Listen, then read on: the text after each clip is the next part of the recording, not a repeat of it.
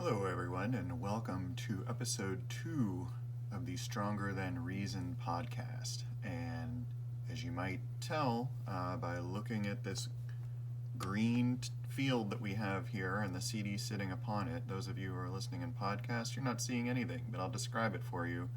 There's a CD sitting here, and it is Nitzer Ebb's Showtime. That's what we're going to talk about today. So what am I doing here? I'm just a guy reviewing music, some old CDs, primarily maybe some books, not necessarily things that are critically acclaimed, they're just things I love. And I want to kind of rediscover my CD collection. I was in my basement not long ago. I have hundreds of CDs down here that I collected over many, many years back in the day when music stores were a thing. I used to regularly inhabit my local used CD stores, and in fact would spend quite a lot of time back in the day driving all around the state looking for obscure music. And that was a good time. Kind of don't miss spending that much time just collecting stuff, but it was fun while it lasted. And, RIP collecting music, and this thing streaming that everybody's doing today. It's kind of killed collecting. If you want to hear a song, you just dial it up on your device and you listen to it. Of course, back in the old days, we had to put in quite a bit more work to find the music that we loved. Why CDs over vinyl for me or other formats? Why was I collecting CDs back in the 90s and the 2000s? And just in a nutshell, it's because of the way I grew up. I grew up in the 70s. When I wanted to go buy a song, I would go to the store and I would buy, a 7-inch vinyl single with that song on it. And I would play it on my sister's tiny record player that had a built-in little speaker. I remember playing these singles from, Blondie and Wild Cherry and a bunch of bands, and I would go out eventually and I bought Electric Avenue and, whatever was popular at the time, and I would listen to them. And the problem with that was that you couldn't take your music with you. And as some of you know, Sony came out with a wonderful innovation around that time called the Walkman. And the idea of the Walkman was that it was this little device and you could put cassettes into it and you could have headphones plugged in and you could listen to your music wherever you went. And it was a huge innovation at the time. So it's hard to believe, but cassettes were seen as a step forward past vinyl because now music was portable, it was more personal.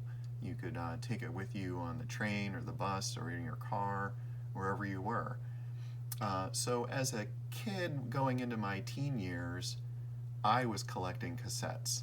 And cassettes had another wonderful feature, which was that you could copy them pretty easily.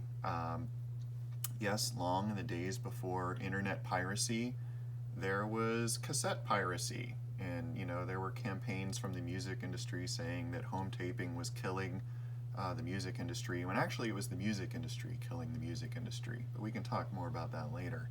But the great advantage as a young consumer of music was that I could find music that my friends had and then use my little all-in-one stereo that had a double tape deck to copy the music that I loved onto my own blank cassettes. And that is how music proliferated in these prehistoric times. I know it's hard to believe, how difficult life was back in the 90s and the 2000s when we had to deal with this stuff. Primarily the 80s and 90s, what am I saying?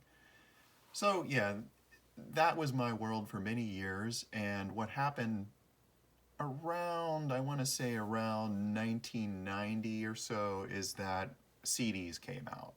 And CDs were also portable, not unlike cassettes.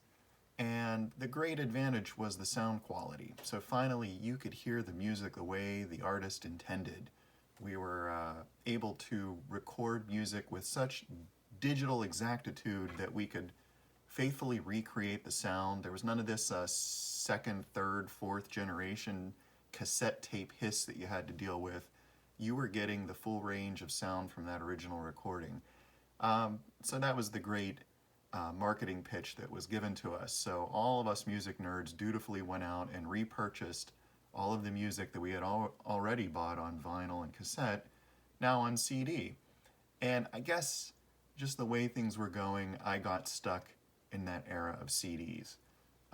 The other nice thing about CDs was that they tended to have extra tracks on them. So as a previous cassette buyer, I often missed out on these bonus tracks because the format of cassettes didn't allow for the extra length of music.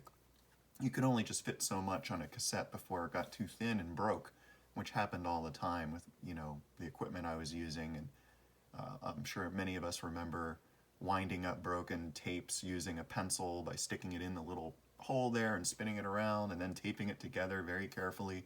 Did that millions of times. And I still do have most of my cassettes in deep storage somewhere, but I don't really listen to them anymore. They're interesting, though, as artifacts. Another bad thing about CDs from the consumer perspective was that they were a bit more difficult to copy. You could copy them onto blank cassettes, but then you kind of lost that random access capability that you had with a CD player, and you lost a little bit of quality transferring them to the itty-bitty magnetic tape. But for better or worse, I landed on CDs. CDs were what I collected as a kid. I was never a DJ, and it was never that cool. The other slight advantage about CDs that I've noticed is that they take up a hell of a lot less space. And at this point, being a middle-aged Gen Xer dude, the last thing I need is to repurchase my entire music collection on vinyl and, try to come up with a storage solution for that doesn't get me kicked out of my own house. And so that's where I am. That's why we're looking at a CD here. We're not looking at the extra cool import vinyl of Nitzer Ebb's Showtime.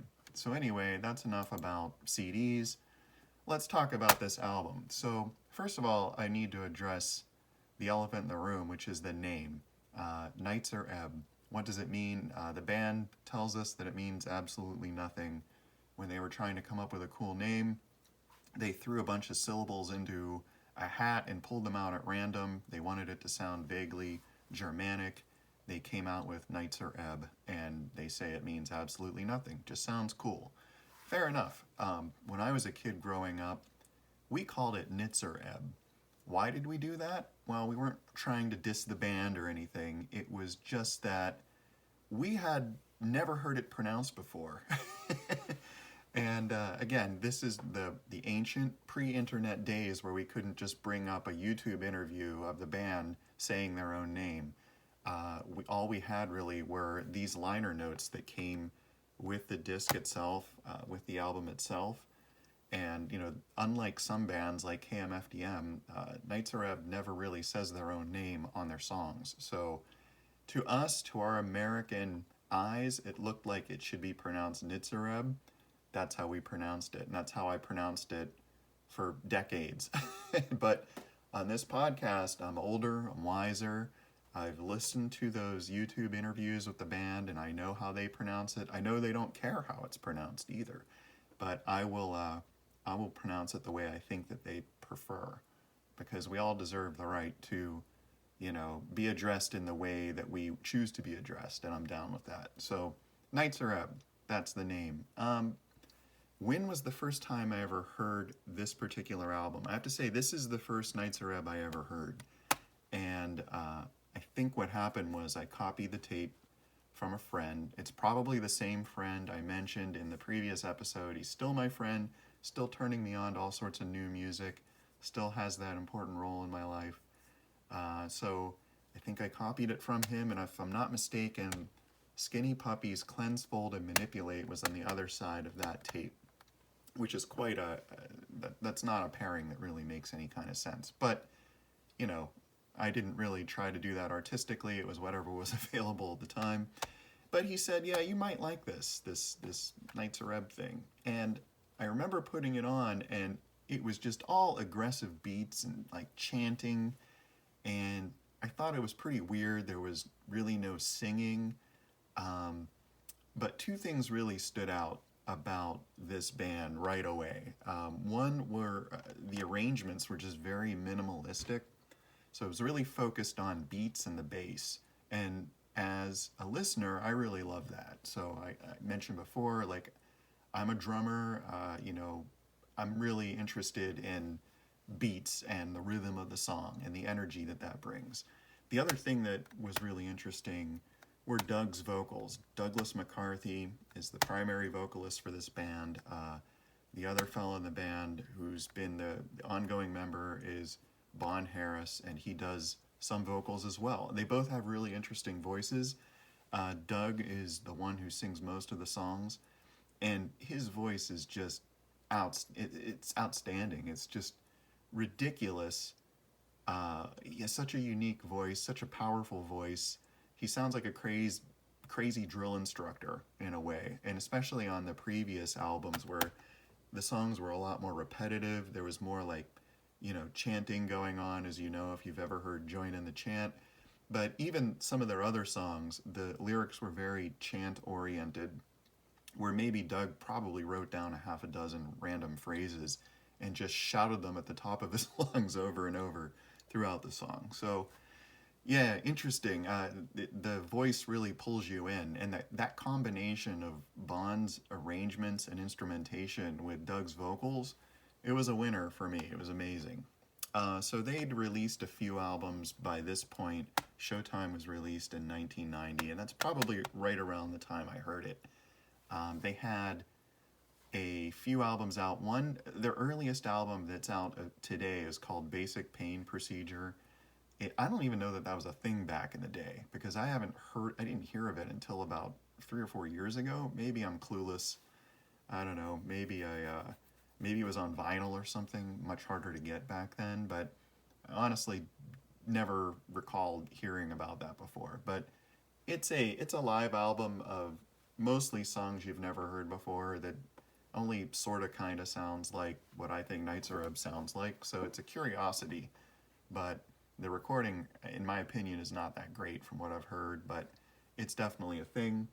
I don't have that on CD. The next thing I do have that they came out with, their next earliest release is So Bright, So Strong, which is really just a compilation of a number of different singles that they released early in their career. So stuff like Isn't It Funny How Your Body Works, The Way You Live, Crane, Cold War. There's a bunch of mixes of Warsaw Ghetto and a couple mixes of So Bright, So Strong, and Get Clean. So in my opinion, these songs are where they really started to sound like themselves. And in this picture, you see, there's Doug McCarthy on the cover, and there's Bon Harris on the right, and the fellow in the middle is David Goodday, who ended up leaving around the time, or maybe shortly after these recordings were made. He left the band, and actually he's rejoined the band since then, which I'll get to in a bit. So yeah, So Bright, So Strong came out. Then, of course, the epic album, That Total Age, which probably has their best cover art ever. It's just completely iconic, wonderful stuff here. This is probably a high point for Nitzer Ebb as just aggressive industrial dance tunes here. These are just some amazing tracks. I'll probably do a whole other episode on this at some point, but yeah, famously, their classic tracks, Murderous and Join in the Chant, are on here, among a bunch of others that are great. Let Your Body Learn, Let Beauty Loose, so on. So good stuff on that. And of course, in 1989, they came out with Belief. This is a really important album. I want to talk about this some more in the future. This is the first album that Nitzer Ebb did with Flood, the producer Flood, aka Mark Ellis. They were lucky to get Flood at this point because he was about to blow up completely, working with Depeche Mode on Violator, working with U2 on Octung Baby, working with 9 Inch Nails on Pretty Hate Machine. He would be greatly in demand by the biggest bands in the world within a few years of working with them on Belief. So a lot of great songs on this record, a lot of classic Nitzer Ebb tracks, and in some cases I would say some of the best Nitzer Ebb tracks are on here. So we'll definitely talk about this later. This is actually a British import from Mute Records, has the Mute catalog number up there, has a few extra tracks on it. Yeah, so that's a great album, and they worked with Flood on Showtime as well, so this is the second time that they worked with Flood. And really good stuff. This album, I think, is really cohesive. Um, to me, it all sounds like all the songs sound like a piece. They all sound like they fit together very well. What's really unusual is that they, from album to album, Nitzer Ebb was a band that, they had a very defined sound. It was that drums, the synthesized bass, the arpeggiated bass was a big thing, and then Douglas McCarthy's vocals over all of that really defined their sound and made them sound like no one else. They started to branch out a little bit in Belief, coming up with some more down-tempo tracks, but in Showtime, some of these tracks actually have a jazzy influence, which is pretty strange. There are woodwinds on this record, where you wouldn't expect to hear woodwinds. So it's a bit more organic, maybe, than their previous stuff, and it's a harbinger of the albums that were to come, which we can talk about in a bit. So checking out the artwork, very minimalist design. I have to say that I noticed this in stores before I ever bought it, and it got my attention right away. I had no idea, like looking at this, what was on this record, but I almost didn't care. I almost wanted to, buy the record just to have this, because I just think it's so iconic and looks so cool. And to this day, if I ever see something that's black and fluorescent orange, I immediately think of Showtime. It's funny, doesn't matter what it is. And the people who say that you can't judge a book by its cover, they're completely wrong. I've judged plenty of books by their cover, and I'm usually right. When I go to the library and I'm looking for something to read, I am absolutely judging books by their cover. And I know right away, something that is not being marketed to someone like me with my interests, and I'm usually right. And I think that's true with this record as well. So the liner notes in here, pretty minimal, not much going on. I think this was, around this time, it was kind of trendy to have super minimalistic packaging. So there's like a tiny block of print here about how to take care of your CD. And here's the NEP 90 logo. Nitzer Ebb product was what they called essentially their merch division, if you will, which was run by a pal of theirs named Simon Granger. Simon designed all of their album covers, and these, I don't know if he always did it. He certainly did it up through this point in their career, all their early singles, and he definitely favored this sort of quasi-militaristic Eastern European sort of motif for all of their stuff, and that's really evident when you start looking at their early singles as well. And I think it's a cool look. It worked for them. It made their stuff pretty identifiable whenever you were looking at them in the stores. They have a little bit here of special thanks to different folks, and of course a lot of wasted space, because that was cool to do in the day. And there's a picture of Doug and Bon in reverse print. So not much going on there. So if we're going track by track, the album starts out with Getting Closer, which is this great opener. It's aggressive, it's catchy, it has a couple different parts to it. It has what sounds like guitar, but I think is really just them running synths through a couple overdrive pedals. I bet it's not guitar. It goes into Nobody Knows, which is a cool track. I have to admit that growing up I used to skip that a lot with the old fast forward button. I don't know why. I think because it was more of a slower down-tempo kind of track. It kind of grew on me over the years. I recognize now that it's got a real jazzy influence to it, and a few years later, like 3 or 4 years after this record came out, and I heard Death's Door by Depeche Mode, I'm like, yes, it's of the same ilk, right? It's the same sort of treatment. So sort of a jazzy kind of slower song. One Man's Burden is the next track. It's a great upbeat track. It has some sort of like horns on it. It's also pretty aggressive, very straightforward. All Over is this weird sort of boppy tune, but it has it's kind of got a good tune in it, and I think it has some upright bass, especially at the end. So again, like in my head, I'm imagining Bond playing this upright bass, which I'm sure didn't happen, or who knows, right? Who knows? My Heart has a really heavy, darker kind of feel to it. It's got this like discordant bit at the end that's really cool. So it's more of a a darker kind of song. Lightning Man is the big single from this record. It has strangely has like clarinet or oboe on it, which is a sound I've always loved. It doesn't matter. I just love the sound of a clarinet. It's such a unique kind of sound. And I have to say the vocals on Lightning Man are amazing, even if the lyrics are almost completely nonsensical.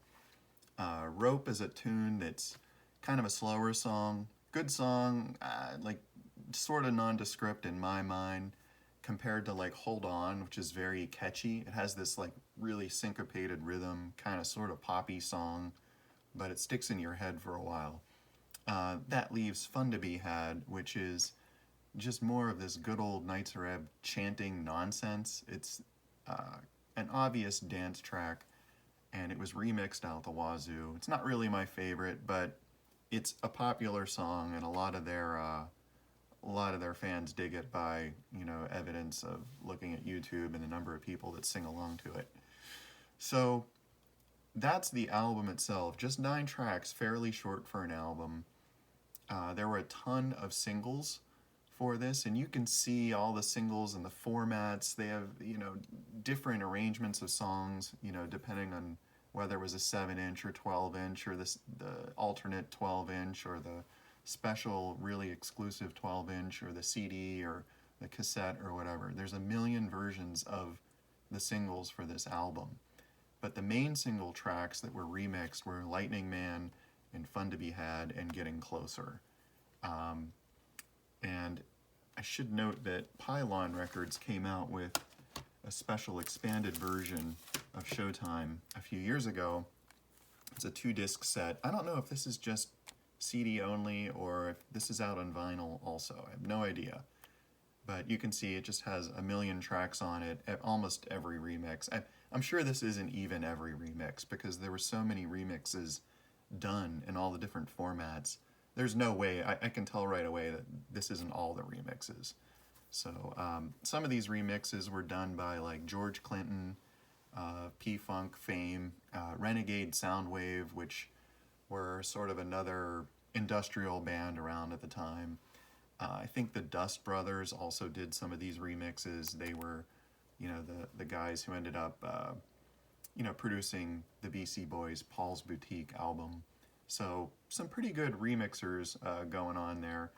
Some of these are better than others. I think this was the start of the trend in the in the early 90s of just remix overload, right? Every single had to have 5 or 6 different remixes on it, some of which had obviously nothing to do with the track in question, and somebody just created their own beats and maybe took a tiny little 1-second vocal snippet and repeated it endlessly. So there are a couple remixes like that that are among these, but in general there are some that are interesting, so I don't know, it was worth it to me to have this. There were also a few real B-sides here. So there was a B-side called Who We Are. It's kind of a slower song. Out of Mind is another B-side. It had a really nice beat to it. Really enjoy that song. And I think there's a couple remixes of these B-sides on here as well. Finally, there's one called Taken From Me that I think is maybe the most interesting of the B-sides. It sounds different. It's sort of weird and discordant and has these whispered vocals on it. So, I don't know, I like that one the best. And I didn't have that B-side, actually. I think it was one that only appeared on a very specific release that was vinyl only or something, which I didn't have. So, anyway, this is, I was happy to see this collection. This was nice to get, to be able to pick up all those various remixes I didn't have. But there were a couple other CD format singles as well, like Lightning Man here. It's a little 4-track single that is on a CD3 with this crazy little extender on there, so that was kind of fun to get. And there was a similar one for Fun to Be Had and Getting Closer. So this is CD 5. It just has those two tracks, versions of them, and then the Out of Mind spoken mix on it. So that was kind of nifty. And then this one's kind of weird. This is the so-called green CD, as we used to call it back in the 90s. And I think this was only released in the United States, and it was an attempt by Geffen Records, which was their American affiliate of Mute, to collect a bunch of different remixes from this era onto one disc. So it has 7 tracks on it. It has a couple tracks of remixes of Lightning Man, 3 of Getting Closer, and 2 of Fun to Be Had. I remember the Getting Closer pool mix was really kind of strange and out there, and that was really cool to hear. And then the Fun to Be Had George Clinton mix, I never really understood. There wasn't much going on in there. I think it sounds exactly like the studio version for 7 minutes, with maybe one little strange thing thrown in there to just sort of throw you off. But the George Clinton mix was edited like 6 different ways and appeared on all these different formats. It's the long mix, the short mix, the whatever mix. You know, they really marketed that out the wing. So those are the releases that I have. I don't think Nitzer Ebb made any videos for these tracks, like official MTV style videos. Maybe there was one for Getting Closer, now that I think about it. I think maybe they did do like a promo video for Getting Closer. So I don't know, check YouTube for that. I'm sure it's interesting. Personnel-wise, I think this album, David Goodday had left around the time, maybe just before Belief, or when Belief was getting started. So it was really just Bon Harris and Doug McCarthy. And they were working with Flood. Like I said, this was their second album working with him before he really got hugely popular. Now, live performances of this material, let's talk about that for a minute. So whenever they went on tour to promote this album, they brought in a live drummer. And if I'm not mistaken, they brought in a fella named Julian Beeston, who is another a musician who lived around where they did in England. I think they were in Chelmsford in Essex, if I'm not mistaken. So he was kind of a mate of theirs. So they had 3 guys on stage whenever they would perform this material. And I know that they opened for Depeche Mode on the World Violation Tour to promote Violator. And that was important because, you know, they were good friends with Depeche Mode. They were label mates. They, you know, Daniel Miller took both bands under his wing. So Depeche Mode, of course, is one of the biggest bands in the world, or at least they were in the early 90s. You know, undoubtedly one of the biggest bands in the world, along with, you know, U2, and boy, those days are gone, aren't they? But anyway, that was a fact. And what was interesting was that Nitzer Ebb would use that relationship because in their next recording efforts after Showtime, they would work closely with Alan Wilder of Depeche Mode. He would produce a track and then go on to produce their next album. So I didn't go see that tour myself. I didn't really go out to see much music at that point in my life for whatever reason. Like I said, I was growing up in the middle of pretty much nowhere. The closest big town was about 60 miles away. I had a friend, though, who had gone to see that tour and told me all about this crazy opening band that opened for Depeche Mode, and was talking about how their lead singer had this long hair and came out and immediately started headbanging, I guess, to Getting Closer. And what's funny is, of course, these days on YouTube, you can find recordings of those performances, and yeah, he was about right. You know, Doug was growing his hair out, and he'd come out hollering and shouting and headbanging to Getting Closer. So that would have been really neat to see in person, but alas, never happened for me. One thing I've noticed about Nitzer Ebb in general is their live performances. So, you know, this is a band that keeps it really minimal on stage, and I think they have in the most part, at least the shows that I've seen online. You know, the online shows, to be fair, don't go back very far. I think there's one show out there from about 1990 or 91 that's on YouTube that's like a complete show, and it's like it's a revelation. Like, you're seeing that band at the peak of their power. Doug's really able to belt it out. Really neat to see.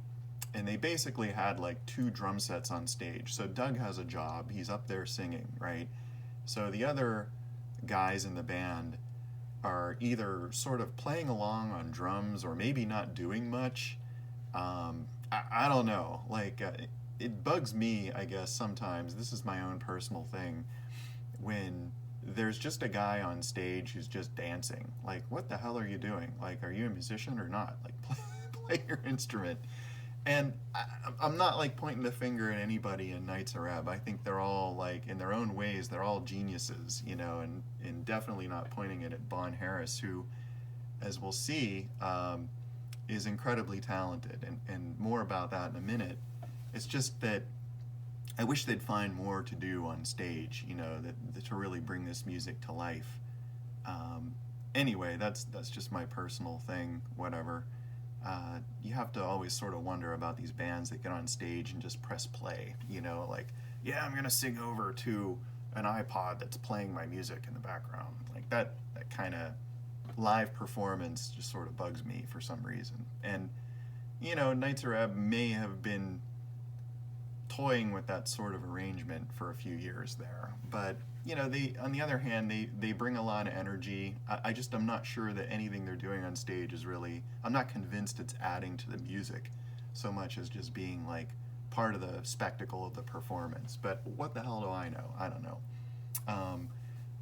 Yeah, so anyway, I don't want to diss Nitzer Ebb. I think they're a great band. You know, and live performance is one thing, but the album itself is rad. I love the album. The album speaks for itself, right? However they want to perform it or present it to the public. And it's probably my favorite. It definitely is my favorite Nitzer Ebb album. You know, it strongly brings me back to that 1990 time of being with my high school friends. And, you know, what did we do? We drove around endlessly all night, right? There was nothing else to do. So, like, where is this band now? Well, they released a few more albums after this one. In my opinion, those albums were becoming less identifiable as the band. I think they were becoming more conventional pop, which isn't to say there weren't some good songs on there. There definitely were some good songs, but they didn't really grab me the way the first 3 or 4 albums really grabbed me. They came out with Ebbhead, I think, around 1990 or 91. I don't have a copy of that on CD. I kind of wish I did, because I'd love to rant about the cover art. In my opinion, it's one of the ugliest album art that I've ever seen in my entire life. It was after the elegance. I mean, if you look at these albums, they're just elegant and they're iconic, right? These albums are iconic, and I mean, they stick in your head. They're beautiful works of art, and they basically broke all the rules, you know, with Ebbhead. I think it was just a horrible art scheme for not only the album but all the singles, and I don't know, that was part of what turned me off from that album. But after that, a few years later, they came out with another album called Big Hit, which frankly I don't think I've ever listened to other than maybe Cherry Blossom off of that record. I'll have to like actually give it a deep listen one of these days to see what I think about it. I have nothing to say about it. I know that it was the album that, you know, according to their lore, that it didn't go over very well, and it was the thing that eventually drove Bon and Doug apart for about 10 years. So they broke up in the mid-90s, and they got back together around the mid-2000s, and they made another album called Industrial Complex. And I don't have a physical copy of that. I bought a digital copy of it. But it kind of goes back to, artwork-wise, it goes back to this sort of minimalist scheme that they had. And the music sounds like them, again, in my opinion. I have listened to that whole album a bunch of times, and I gotta say, it holds up. I love it. Especially the first track. As soon as you listen to that first track, Promises, it brings you back to what that Nitzer Ebb sound is. And it's not them trying to escape their sound. It's them embracing that old sound. But it also sounds somehow louder and fuller, probably because of the whole loudness wars thing. But in my mind, that's what a modern Nitzer Ebb album should sound like. And, they killed it with that. They went on tour again with Depeche Mode. I can't remember if it was maybe the Sounds of the Universe tour or something like that. I love Depeche Mode, love me a lot of Depeche Mode, but have not been a huge fan of their newer material. That's just me. So I kind of lost track of which albums they were going out with and when. But as of this year, as of 2023, Nitzer Ebb is still on tour. I think they're playing a bunch of dates in Europe as we speak. And the original lineup is back together. So it's Doug McCarthy, Bon Harris, David Goudet, and their art fella, Simon Granger, also shows up on stage from time to time. So they vary between a 3-piece and a 4-piece. But I think it's super cool that all of the original guys that were involved with this band are still involved with this band, and they're still doing it the way they know how to do it. Doug McCarthy had some health problems last year, I'm sorry to hear, in 2022. And in fact, he had to miss a really big show they did at the Hellfest Festival. And to their credit, instead of canceling, Bon Harris went on with the show. So from what I could tell looking at this show, and I watched like the whole thing on YouTube, it's Bon on stage with David Goudet, and Bon's doing all the vocals for however many tracks that they did for this show. And to his credit, he did a hell of a job. And not only did he do a hell of a job, like, singing in his own way and not just trying to emulate Doug's singing style, he sang these songs in his own way. And I think he did a fantastic job. But he also had a lot of energy. He has a lot of stage presence. And really impressed me. Like, here's a guy who had every right probably to cancel that gig because, the front man got sick, wasn't able to be there. But he's like, I could pull this off. And that was no small crowd. When you look at that video, that was a huge crowd. There's thousands and thousands of people there. And it's got to take some balls to be able to go out there and just say, yeah, I'm going to give him the real deal. I'm going to give him Nitzer Ebb my way. And he sure did. So total credit to Bon. Really talented guy. Still plenty of energy after all these years. And that was great to see. So that's Nitzer Ebb Showtime. An album I hold dear in my heart, and it's something that I listen to still from time to time.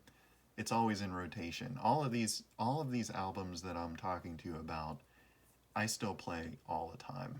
These are albums that are in regular rotation for me. And probably is the reason why I don't have a lot of time or interest in hunting down new music. And also because I don't have a Spotify account and couldn't care less about giving Spotify $10 a month for the rest of my life. So the hell with that. I'm not doing that.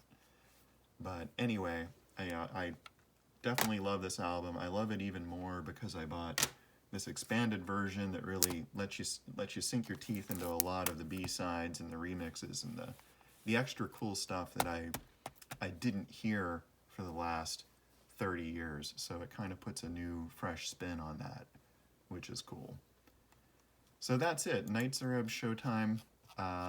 If you like this discussion, again, stay tuned. I'm going to continue looking at other albums. I have a list of 40 or so of them. I'll start working through that list. These are like 80s and 90s electronic, industrial, and alternative kind of CDs. So we're on YouTube or pretty much anywhere you can get a podcast. There's no fixed schedule. I'm just recording as I feel like it. And I hope to get at least a few episodes out each month. So if you made it this far, thanks for listening, and we'll catch you next time.